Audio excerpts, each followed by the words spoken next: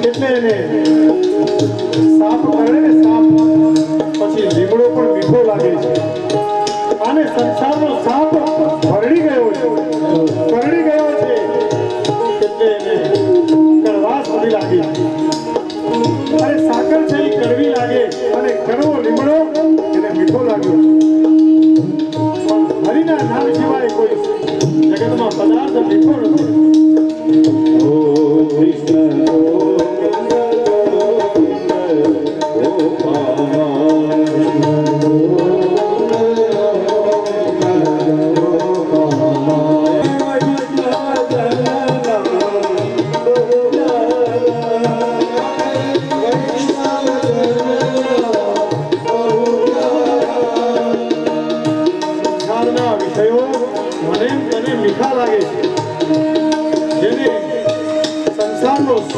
દવસી જાય પછી મીઠી કડવી અને કડવી મીઠી થઈ જાય છે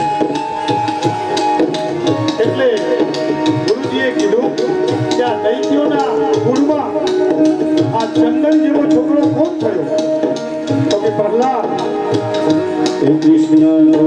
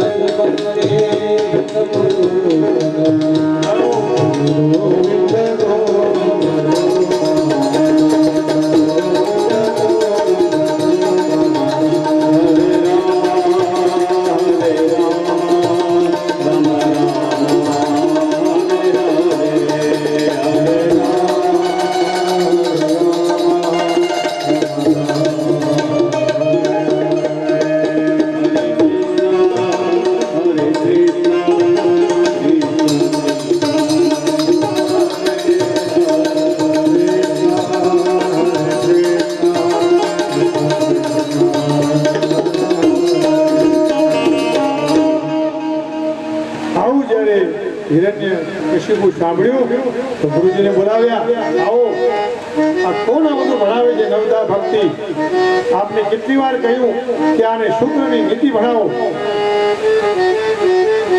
ગુરુજીએ કીધું પ્રભુ ये पढ़ाया है हमने नहीं पढ़ाया आ तो क्यांथी तैयार थઈને આવ્યો છે અમને ખબર નથી પડતી કોણે ભણાયો નમત પ્રણીતમ ન પરમ પ્રણીતમ સુતો વદત્તે સવેન્દ્ર સત્તો આની મતિ ભગવાનમાં લાગી છે હિરણ્યકશિપુ ક્રોધાયમાન થયો છે એટલે વળી પાછા એમને બોલાવ્યા ચંડા અને મર્કને કહ્યું કે આપ એને નીતિ ભણાવો આ છોડો આ બધી જ્યારે આવે ત્યારે વાત ભગવાનની જ કરે છે મતિર્ન કૃષ્ણે નિત્યો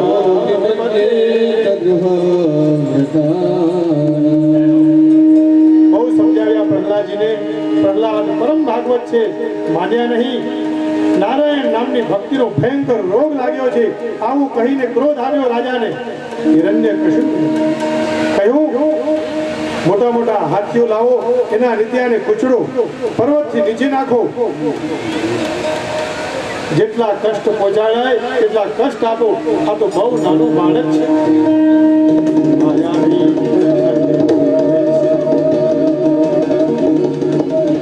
અને વિષ પીવડાવો. બધું કરી ચૂક્યા, પણ પ્રહલાદ ભગવાનની કૃપાથી જીવે છે.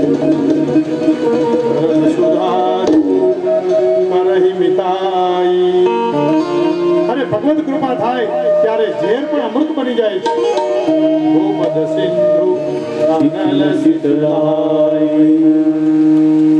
અગ્નિમાં નાખ્યો, હોળી લઈ ફૈબા લઈને બેઠા તો એ સ્વયં મળી ગયા. એટલે અત્યારે ઘણા હોળીમાં રંગોથી રંગવામાં આવે છે, પણ એ જમાનામાં શેરીથી સ્નાન કરાવવામાં આવતું. કારણ કે છેલ્લે રખિયા જ વધી હતી, બીજું કંઈ હતું નહીં. કોઈ બીજાને બાળવા જાય તો પોતે જ બળી જાય. અને આ તો ભગવાનનો ભક્ત હતો, એ ક્યાંથી પડે? તમામ પ્રયત્નો કરી ચૂક્યા, ફરી પાછા ઠંડા મર્ક એને ભણાવવા લાગ્યા. ચિંતા ઉત્પન્ન થઈ છે. પ્રશ્ન પૂછ્યો હતો, ભગવાન સમદર્શી છે, કેવલ દાનવોને જ પરેશાન કરે, દૈત્યોને જ પરેશાન કરે, દેવોને સાથ નથી આપતા? પ્રહલાદજીને બાંધ્યા છે. એક દિવસ એવું બન્યું, ગુરુજીને બજારમાં કંઈક લેવા જવાનું થયું, અને અહીંયા કને વર્ગમાં એકલા પ્રહલાદજી છે. ઘણી વાર ગુરુજી બહાર જાય એટલે વિદ્યાર્થીને સોંપીને જાય, અને પછી સૂત્રનું આવર્તન કરાવે. સારો વિદ્યાર્થી હોય તો, નહીં તો વાતો કરાવે, બીજી બધી વાતો કરે. મોબાઈલ કેટલામો નીકળ્યો, વિવો 9 આવ્યો છે, વિવો 11 આવ્યો છે, આવી વાતો કરે. પણ પ્રહલાદ એવા નતા. પ્રહલાદે શું કર્યું? ભગવાનનું શિક્ષણ આપવાની શરૂઆત કરી. પ્રહલાદજી બોલ્યા, મિત્રો, આપણી આંખ બિચાઈ ગઈ છે. જીવાત્મા અને પરમાત્મા એ નિત્યના સખા છે, નિત્યના મિત્રો છે. આ જીવ ભગવાનથી જુદો પડે એટલે પછી દુઃખ થાય. ભગવાનને ભજે નહીં, અને ભજન તો નાનપણથી કરવું જોઈએ. કૌમાર આચરિત્રાગ્નો ધરવાન ભાગવતાની દુર્લભમ માનુષમ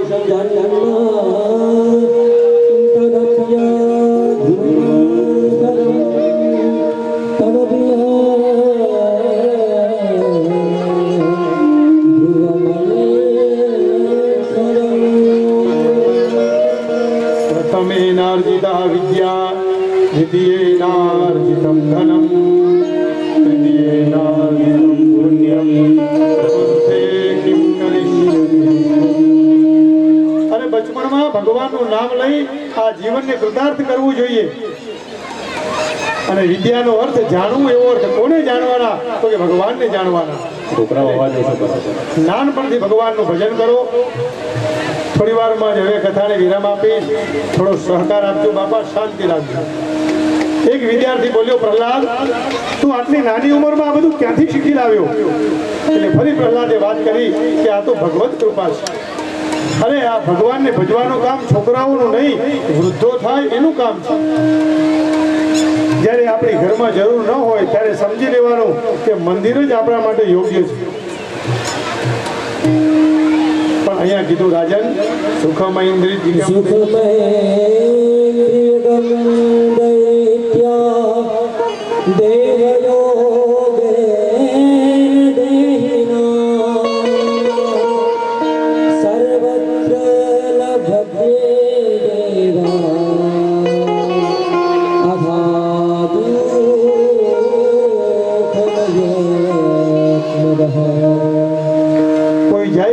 પાસે તો દુઃખ માંગે છે. દુઃખ માટે માણસ પ્રયત્ન કરે ના, દુઃખ એની મેળે આવી જ જાય છે. સુખની માંગણી કરીએ છીએ પણ દુઃખ તો સ્વયં આવે છે. સુખ માટે પ્રયત્ન કરવો પડે. એમ ભગવાનને પ્રાપ્ત કરવા હોય તો ભગવાનનું ભજન તો કરવું પડે ને, ભગવાનમાં વિશ્વાસ અને શ્રદ્ધા રાખવી પડે. જે કંઈ પણ બધી સામગ્રી હોય ભગવાનને અર્પણ કરી, ભગવાનને પ્રસન્ન કરી પોતાનું જીવન દિવ્ય બનાવવું જોઈએ. અરે ઘણા લોકો એમ કહે છે કે આ તો ભગવાનને માટે મહેનત કરતા હોય એ તો મૂર્ખતા છે.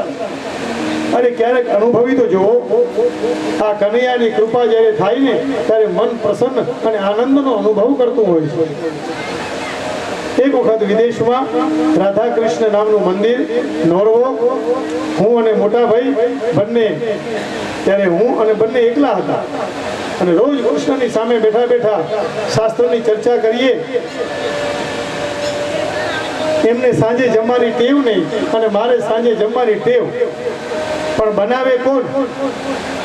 એટલે કનૈયાને પ્રાર્થના કરીએ કે હવે કોઈને મોકલ, વ્યવસ્થા તો કર, અહીંયા કોણ જમાડશે અમને? આ સાચી હકીકત છે હો, એટલે આપને કહું છું. સાંજનો સમય થયો, 7 વાગે રોજ ત્યાં આરતી થાય, 6 વાગ્યા, 6:15, 6:30 વૈશ્વાનર સમયે સમયે તપ્ત થવા લાગ્યો. અને એ વખતે ભગવાનને અમે પ્રાર્થના કરેલી કે પ્રભુ કોઈ આજ આવવો જ જોઈએ. અને ખરેખર એક સિંધી ભાઈ આવડી મોટી પૂરી અને ચણાનો આખો દળિયો લઈ અને આવ્યા, ભગવાનને ધરાવ્યો. એ ગયા પછી મેં આરોગ્યો. ત્યારથી મને એમ થયું કે આ સાંભળે તો છે પણ આપણાને શ્રદ્ધા અને વિશ્વાસ નથી. અમે પછી બીજી વાર પ્રયત્ન કરવાનો कि प्रभु ये तो बहुत आनंद आता है, ऐसे ही मिलता रहे तो हम रोज ऐसे ही खाएंगे. પણ એવું રોજ ન કરાય એટલે એવું ન કર્યું. પણ એ બેન પછી રોજના પ્રમાણે નિત્ય નિયમ, એમને પણ ખબર પડી કે શાસ્ત્રીજી એકલા છે એટલે રોજ સાંજે દળીઓ લઈને આવી જાય, ભગવાનને ધરાવે. પછી અમે આરોગ્ય શ્રદ્ધા હોય તો ભગવાન આવે જ, કેમ ના આવે? સાંભળે. મૂર્ખતા ન કરીએ. આ મનુષ્ય દેહ મળ્યો છે. પ્રહલાદજી બોલ્યા કે કેટલા વર્ષ થઈ ગયા? તો કે 50. હવે હજી ભગવાનનું ભજન નથી કર્યું. બચપણ રમવામાં જતું રહ્યું, યુવાની સંસારમાં ગઈ અને વૃદ્ધાવસ્થા ચિંતામાં, તો પછી ક્યારે ભજશો? અને માણસ 40 નો થાય એટલે ચાલવા યોગ્ય થાય, સંસારમાં સમજણ આવે. 40 પણ પહેલા તો શરૂઆતમાં ભજન કરીશ તો 10, 20, 30 તો 30 અને 30 તો 40.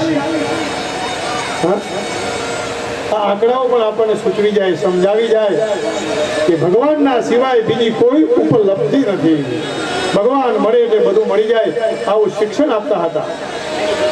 અને કહ્યું, जिंदगी जब तक रहेगी फुर्सत न होगी काम से, कुछ समय ऐसा निकालो प्रेम कर लो राम से. અને આવો અવાજ આવવા માંડ્યો, થયું કે ફરી કંઈક ગડબડ છે. એટલે સેવકોને મોકલ્યા, જાઓ શું કરે છે. ત્યાં તો ગુરુજી ગામમાંથી આવી ગયા, જોયું ત્યાં તો પ્રહલાદ અને પ્રહલાદના સાથે બધા મિત્રો. રાધે રાધે ગોવિંદા.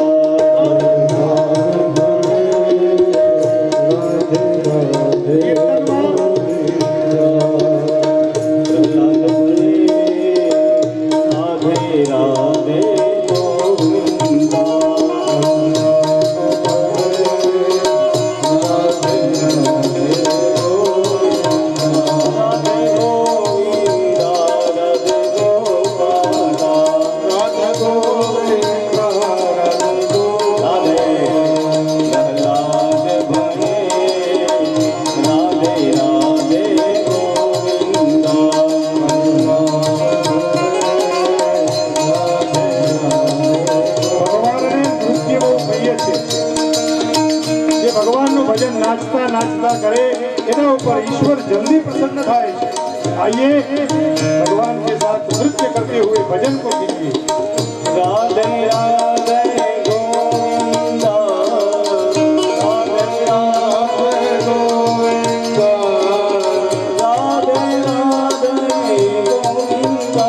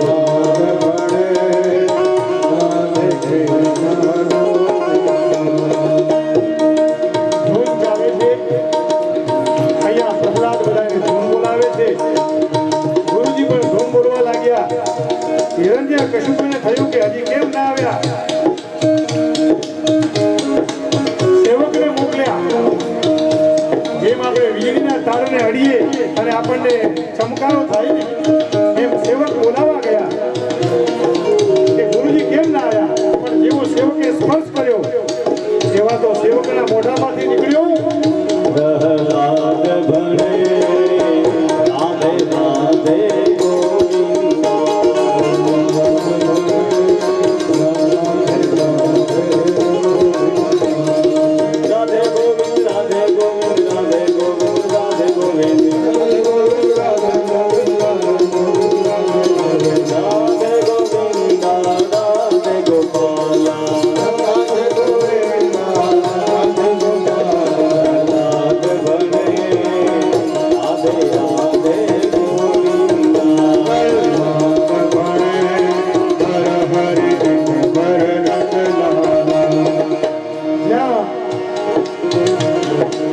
સેવકને મોકલ્યો, સેવક ચોટી ગયા અને હિરણ્ય કશુબુ આવ્યો અને બધા એકદમ સ્થિર થઈ ગયા, સ્ટેચ્યુ થઈ ગયા. પણ જેવા બીજા સેવકો આવ્યા અને જેવો એમને સ્પર્શ કર્યો ત્યાં ફરી પાછું લાલ ભણે કૃષ્ણ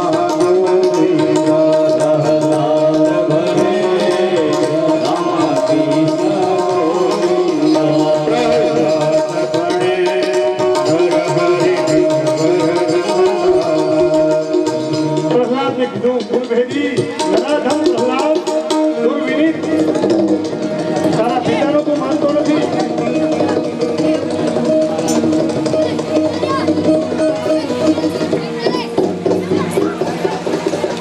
આવ્યો છે, ક્રોધ યુક્ત થયો છે અને કહ્યું કે તારા ભગવાન દેખા, ક્યાં છે તારો ભગવાન? એક તાપ આપણું ही ચડી ગયું, પરશુરામ મને વિસ્મય થયો. અરે તારો ભગવાન લગે છે.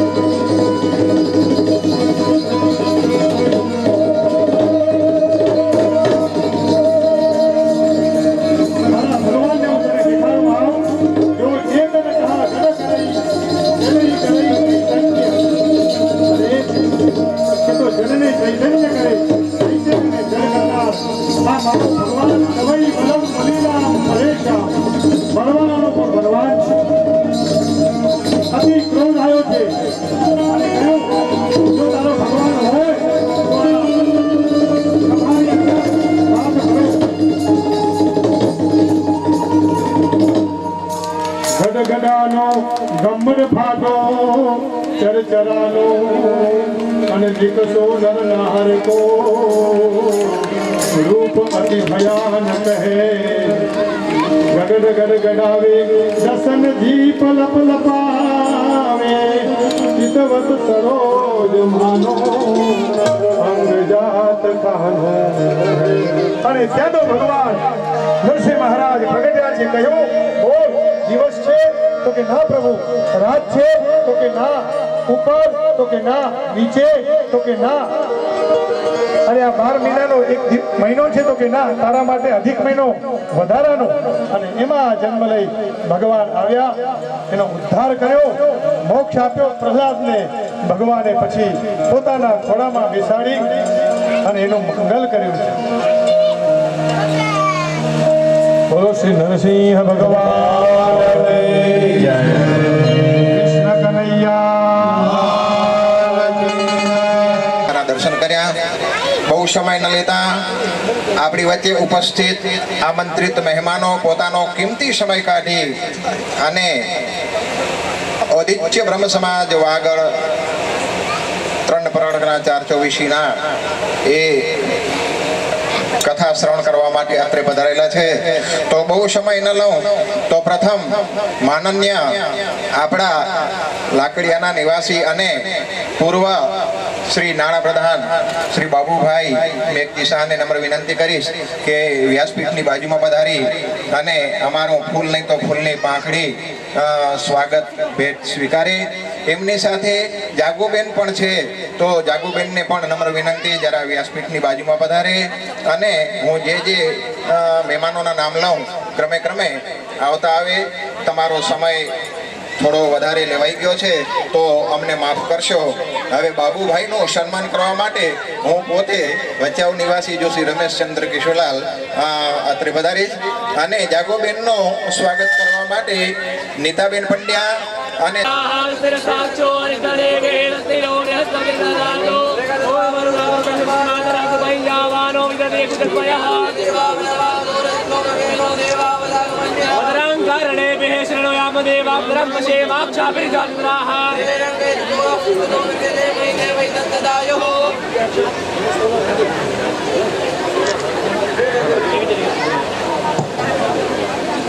જાગુબેનનો સ્વાગત કરતા નીતાબેન અને જયંતાબેન જોઈ રહ્યા છીએ આપણે. ધન્યવાદ બાપભાઈ અને જાગુબેન, તમારો ખૂબ ખૂબ આભાર.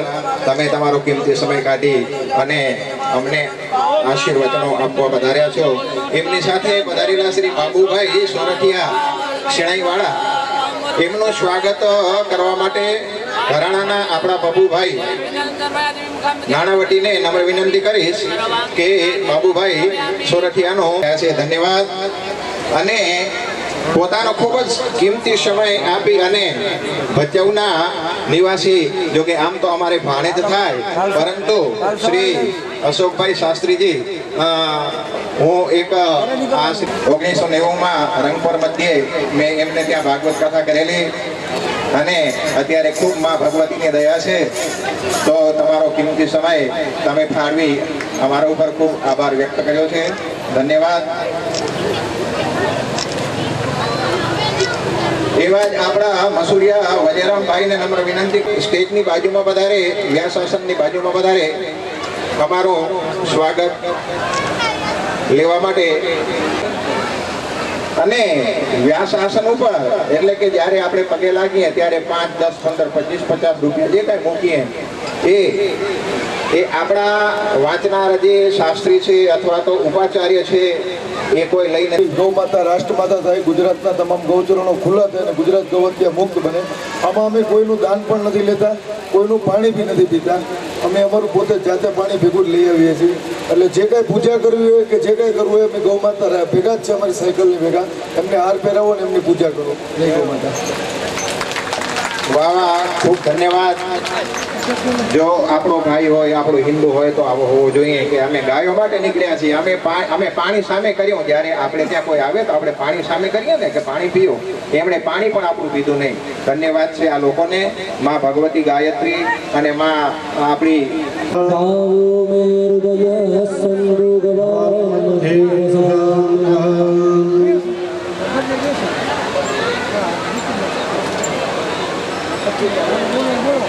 हरि ओम भद्रंगभ्नेभिः शमयामदेवाभद्रं पश्येमाक्षभिवेदराः स्थिरैरङ्गैस्तुष्टुभागुस्तनोऽभ्यशेम हि देव इदं ददातुः.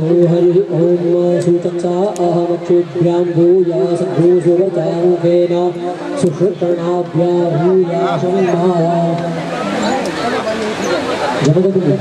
હલો. જમ્યા વગર જશો નહીં, કોઈ પણ વ્યક્તિ ભોજન પ્રસાદ લીધા વગર જશો નહીં. હમણાં જ 5-10 મિનિટમાં આ આરતી પૂજા પરિપૂર્ણ થશે. જમ્યા પછી પણ પ્રોગ્રામ છે એટલે મહેમાનોને રોકાવા નમ્ર વિનંતી. યજમાન પોતપોતાના સ્થાને જતા અને કૃષ્ણ જન્મ માટે છેલ્લો ચડાવો આપણી કને 25 આચાર્ય શ્રી ગોવિંદભાઈ જોશી એમને પણ વિનંતી. બાલ મુકુંદ ભગવાન કી જય. પ્રસાદ લીધા વગર આમંત્રિત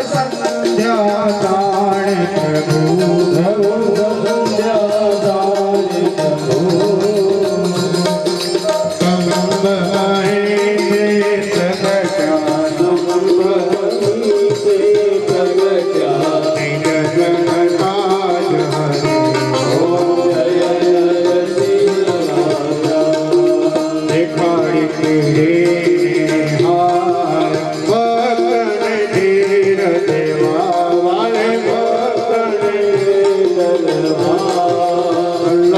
ને હિંમત આવી, પ્રહલાદ ને હિંમત આવી, નમે પાથ ગીરી ઓમ જય જય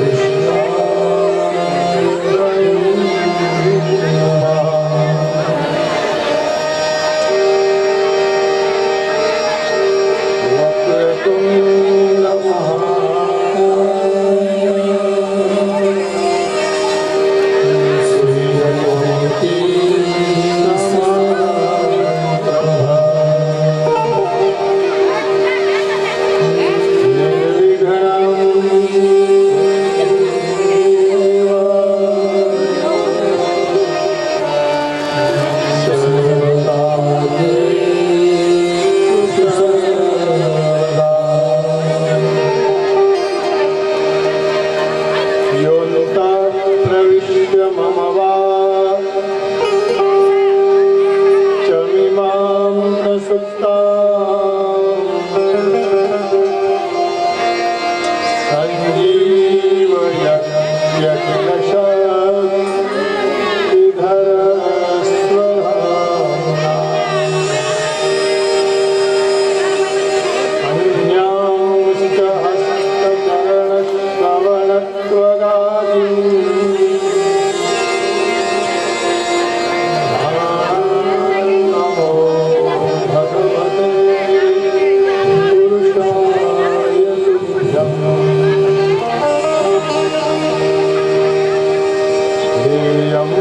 सदा परिभवान्नमभीष्टदोहम्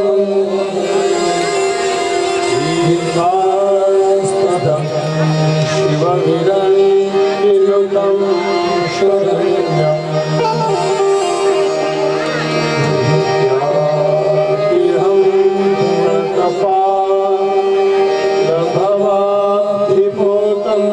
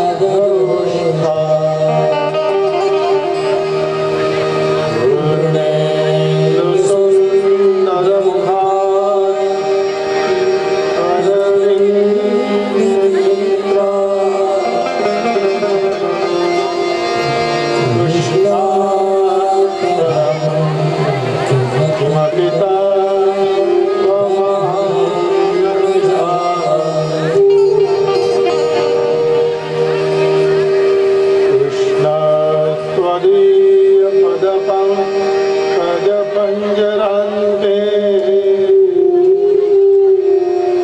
अद्यैव मे विशतु मानसराजहंसा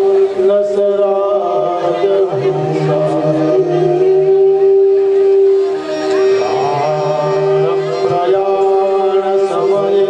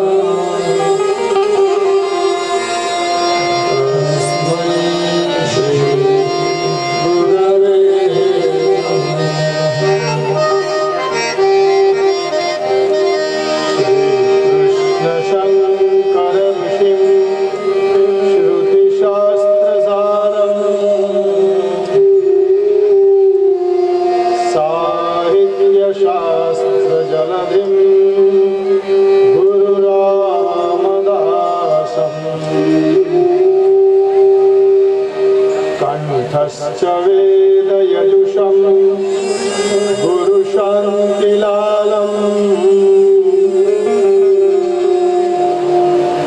नत्वा रमे हरिकथा भवबन्धमोक्तिम्। ॐ नमो भगवते महापुरुषाय सर्वगुणसङ्ख्यानाय अनन्त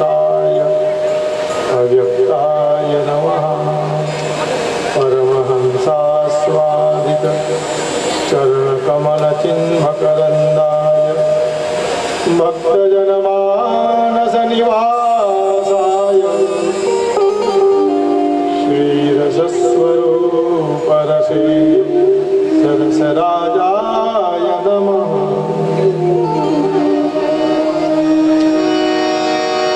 कृष्ण गोविंद गोविंद गोपाल गोविन्द गोविन्द गोपाल हरे कृष्ण गोविंद गोविंद गोपाल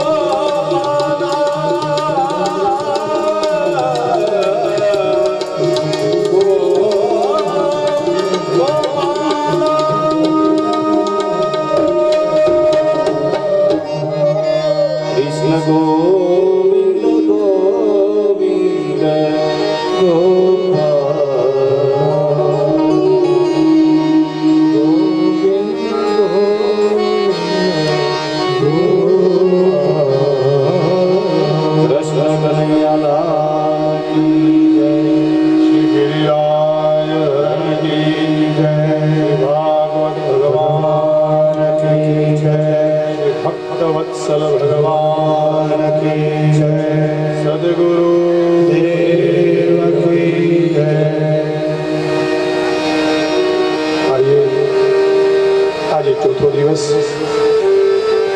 ભગવાનના ચરણમાં 3 પુષ્પ સમર્પિત થઈ ગયા. આજે ચોથું પુષ્પ ભગવાનને અર્પણ કરીએ. હે નારાયણ,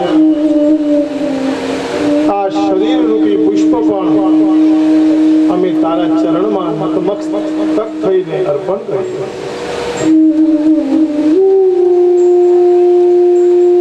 પ્રહલાદજી ઉપર જેવી કૃપા કરી પ્રભુ, હે નારાયણ, હે ગોવિંદ, ऐसी कृपा हम पर भी करे.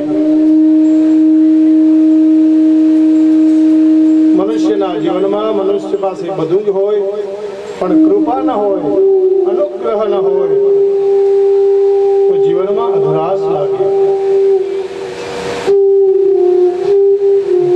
સંસારના પદાર્થોમાં ગમે એટલી પ્રીતિ હોય, પણ મનુષ્ય એનાથી તૃપ્ત નથી થતો.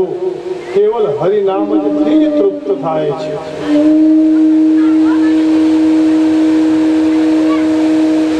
હિરણ્યકશુપુના ત્રાસથી પ્રહલાદની વારે ભગવાન આવ્યા. પોતાના ખોળામાં બેસાડી જે પ્રેમ જગતના કોઈ વ્યક્તિને નથી મળ્યો એ પ્રહલાદજીને પ્રાપ્ત થયો છે. બાલ્યાવસ્થાથી ભગવાનમાં જેને મન લગાયું એવા પ્રહલાદજીને ભગવાને પોતાના ખોળામાં સ્થાન આપ્યું છે. આનાથી વિશેષ કૃપા કઈ હોઈ શકે?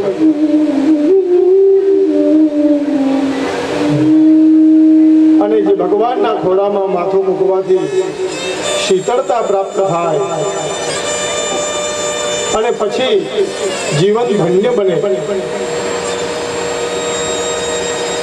ભગવાનની સ્તુતિ પ્રહલાદજી મહારાજે 42 શ્લોકોમાં કરી છે. શ્રીમદ ભાગવતમાં ગઈકાલે જ્વર સ્તુતિ આવેલી. જ્વર સ્તુતિ એટલે તાવ આવે તો એનો પાઠ કરીએ અને એનું જલ પીવડાવીએ તો તાવ પણ જતો રહે. એટલી આ સ્તુતિઓની શક્તિ છે, તાકાત છે. નારાયણ કવચ એ પણ એક જેમ સૈનિકની છાતી ઉપર કવચ બાંધવામાં આવે અને એનું રક્ષણ થાય, એમ નારાયણ કવચના પાઠથી પણ આપણું ભગવાન રક્ષણ કરતો હોય છે. અને પ્રહલાદજીએ આ જ ભાવથી ભગવાનને નમ્યા છે. નમ્યા એ સૌને ગમ્યા.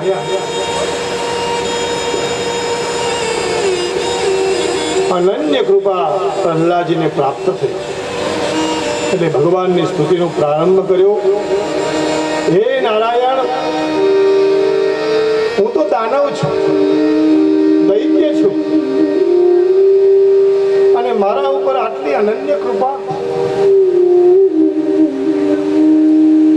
નતોસ્મ્યનંતા યદુરંત શક્તયે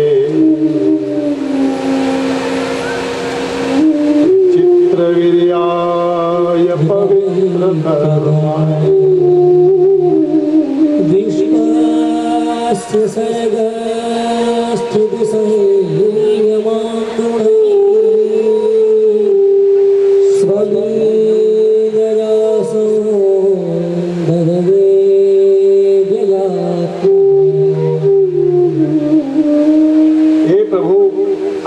અનંત શક્તિને મારા પ્રણામ છે. તમારા પવિત્ર કાર્યોને હું વંદન કરું છું. ભોલે બાબા પણ ભગવાનની સ્તુતિ કરવા આવ્યા છે. ભગવાને નાક વાકી નજરે જોયું અને ભગવાન પણ ત્યાં ઊભા નથી રહ્યા. એ વખતે નૃસિંહ ભગવાન ક્રોધ અવસ્થામાં હતા. પોતાના ભક્તનું રક્ષણ કરવા, પોતાના ભક્તના રક્ષણ કાજે ભગવાન પધાર્યા હતા.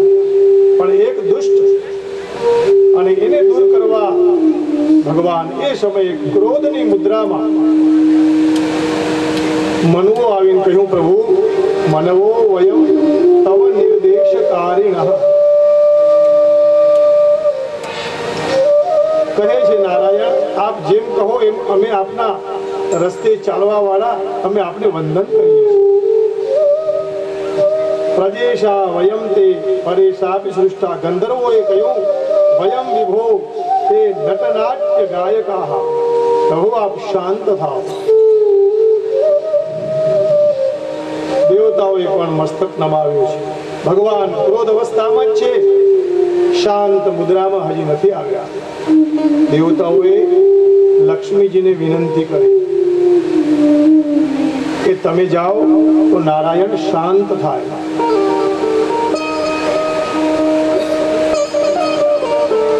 અને જ્યારે સંસારમાં પણ એવું જ બને, ક્યારેક આ મીઠા સંસારની અંદર પણ ક્રોધાવસ્થાની પરિસ્થિતિ ઊભી થાય ત્યારે એની પત્ની જ પતિને શાંત રાખી શકે. લક્ષ્મીજી હસતા હસતા સોનાનો થાળ લઈ પુષ્પ લીધા છે, ભગવાનની આરતી કરવા માટે ચાલ્યા છે. જેવા ચાલતા ચાલતા ભગવાનની નજીક પહોંચ્યા ને તો ભગવાન એમને પણ આજે ક્રોધ અવસ્થાની મુદ્રામાં જ લક્ષ્મીજીના હાથમાંથી થાળી નીચે પડી ગઈ, પાછા ફરી ગયા.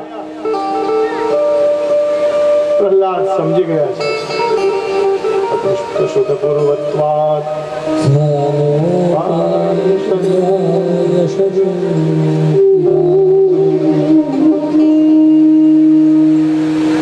ભગવાન દેવતાઓથી શાંત ન થયા, ગંધર્વોથી શાંત ન થયા, મનુઓથી શાંત ન થયા, સ્વયં લક્ષ્મીજી પધાર્યા પણ ભગવાન શાંત ન થયા. એટલે એક ઉપાય મનમાં આવ્યો. પ્રહલાદને બધાએ કીધું, પ્રહલાદ આપ જાઓ. અને જ્યારે એ નાના બાળકે ભગવાનની સામે જવાની શરૂઆત કરી, સ્વપાદમો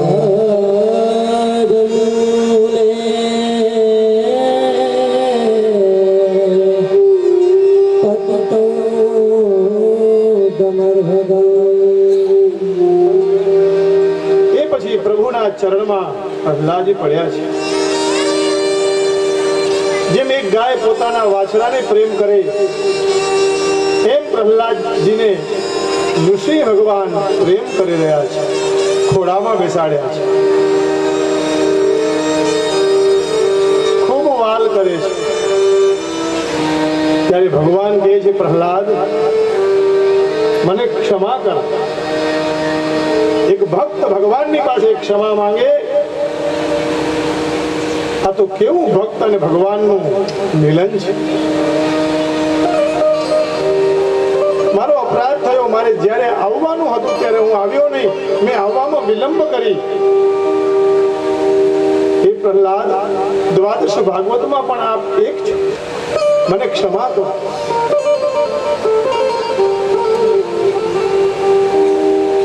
કેટલો સવારના પૂરમાં પ્રહલાદ નારદ પરાશર પુંડરીકા. સવારના પૂરમાં એનું સ્મરણ કરીએ તો આપણો દિવસ મંગળ જાય. ભગવાન વાલ કરી રહ્યા છે. એટલું કોમળ શરીર છે અને ભગવાનનું શરીર નથી માણસનું નથી પશુનું, બંનેની સાથે નૃ એટલે મનુષ્ય અને સિંહ એટલે ભગવાને સિંહનું સ્વરૂપ લીધું છે. એટલે સર્વમાં ઈશ્વર છે, જીવ માત્રમાં પ્રભુ છે. ભગવાનને ક્ષમા માંગી. દેવતાઓએ કે પ્રભુ, જે અમે ન કરી શક્યા એ એક નાનું બાળક આપના ચરણ સુધી પહોંચી ગયો, એનું જીવન ધન્ય થઈ ગયું. અને દેવતાઓ ત્યારે આશ્ચર્ય પામ્યા. એ દેવતાઓ એમ કે છે, બ્રહ્મા દયસુર ગણા મુનયો સામાન્ય નહીં, સિદ્ધ પુરુષો, દેવતાઓ, ગંધર્વો, મુનિઓ કેટલા મોટા મંત્રોથી છંદથી ભગવાનની આરાધના કરે છે, પણ ભગવાનને પાર પામી શક્યા નથી. પ્રભુ તમોગુણી રજોગુણી આ પ્રહલાદ, એના ઉપર તને કઈ રીતે પ્રસન્ન થયા? એ તો દૈત્ય છે અને અમે દેવો. અરે ભગવાન તો એક પુષ્પથી પણ પ્રસન્ન થઈ જાય છે. આગળની કથામાં ભક્ત્યા તુતો સ ભગવાન ગજયુથપાય, એક ફૂલ લઈને આવ્યા ગજેન્દ્ર અને ભગવાનને અર્પણ કર્યું. ભગવાન પ્રસન્ન થયા છે.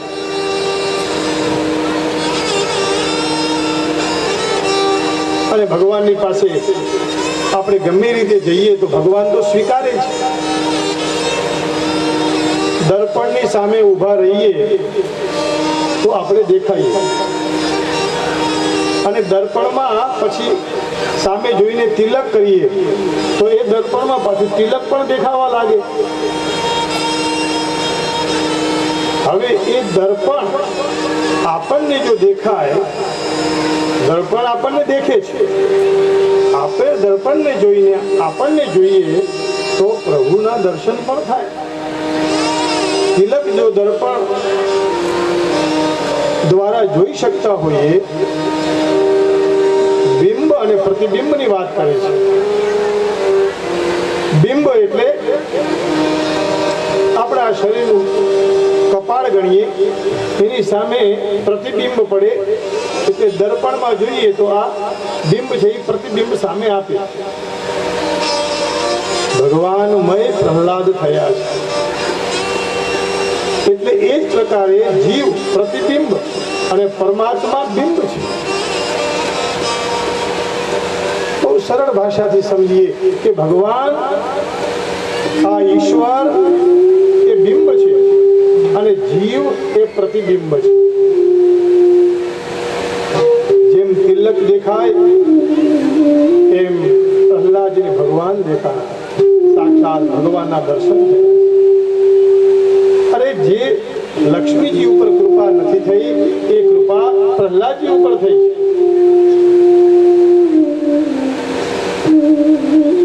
અને નરસિંહ ભગવાન એમ કે છે આ નૃસિંહ છે, પણ નરસિંહ એટલે કહ્યું કે એના ઉપરથી બધી જગ્યાએ નામ પણ નરસિંહ છે અત્યારે. હા,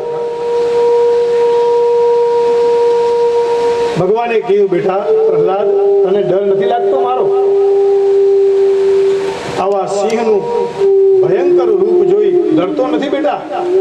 અહમ ન બિભેમી. અરે મને શેનો ડર લાગે? હું તો આપનું સંતાન છું. નાહમ બિભેમ્યજિતતે અતિ ભયાનકસ્ય. અરે બેટા જોતો ખરો મારું સ્વરૂપ તો જો. આવું સ્વરૂપ ભગવાને ક્યાંય બતાવ્યું નથી. આવું વિકરાળ સ્વરૂપ. અને નાનો બાળક પ્રહલાદ જવાબ આપે, પ્રભુ એક સિંહ અને સિંહણ જ્યારે ત્રાળ પાડે ત્યારે એના બચ્ચા ડરે છે? એ તો એના ઉપર જ પાછા રમતા હોય. નારાયણ, હું આપના ખોળામાં છું, હવે મને કોની બીક? તમારા શરણે આવ્યા પછી જગતમાં કોઈને કોઈની બીક જ નથી રહેતી.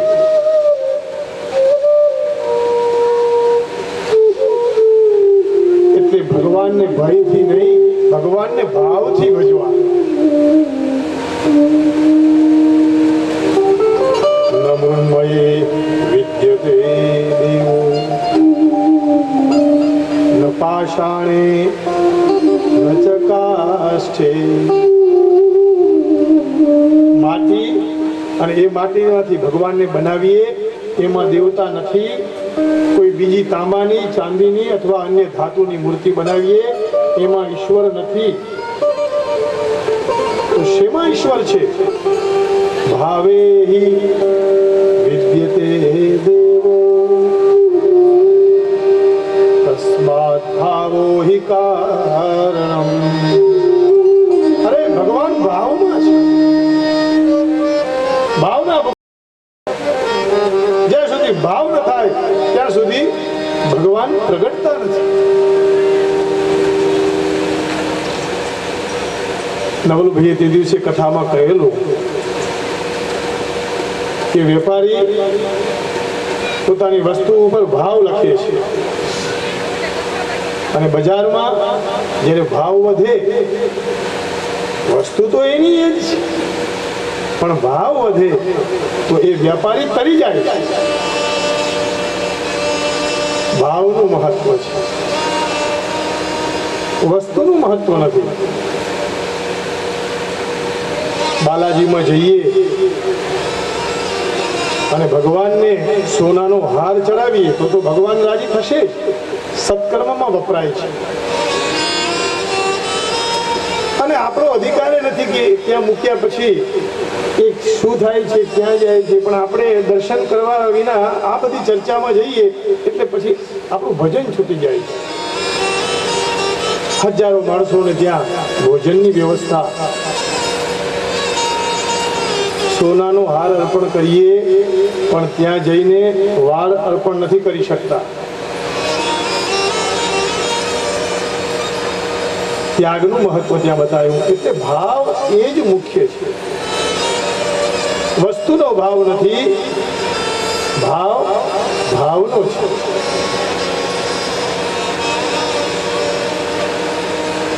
ગિરિરાજ ધરણનું જ્યારે પૂજન આવશે